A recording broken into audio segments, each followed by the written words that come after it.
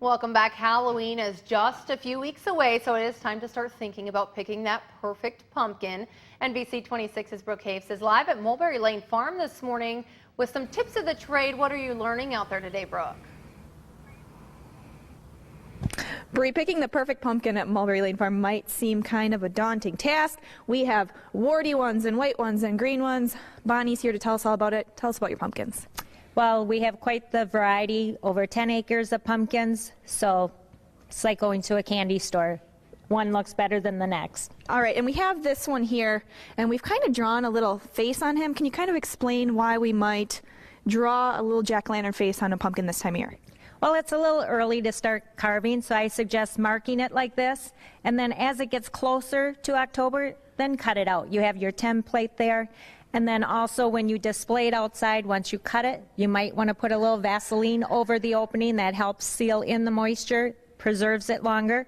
Or if it gets cold, heaven forbid, put it on a cut off piece of board here. And then if it does get cold and frost comes in, the wood absorbs it and not the pumpkin. Okay, those are great tips. And you definitely recommend the smoother pumpkins versus these kind of cool looking warty ones?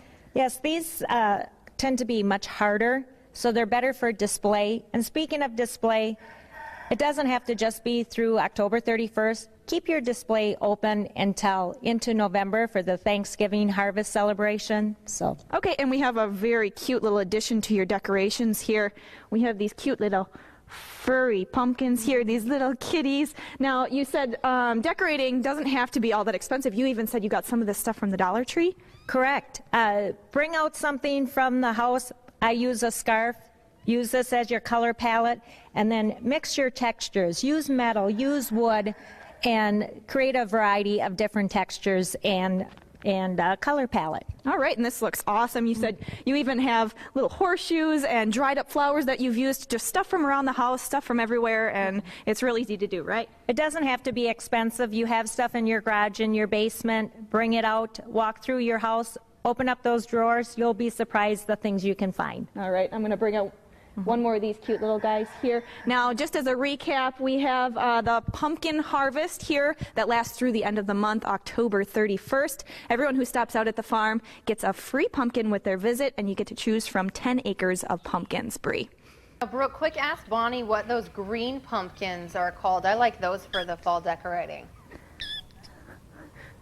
Yeah, sure, Bonnie. We want to know what the green ones are called because those are so neat. This is a Jarrahdale, okay, and the white is a Crystal Star. And are those kind of rare? Not so rare. They're a specialty pumpkin, but they're plentiful here. All right, thanks, Bonnie. Those are fun for decorating. Thank you, Brooke.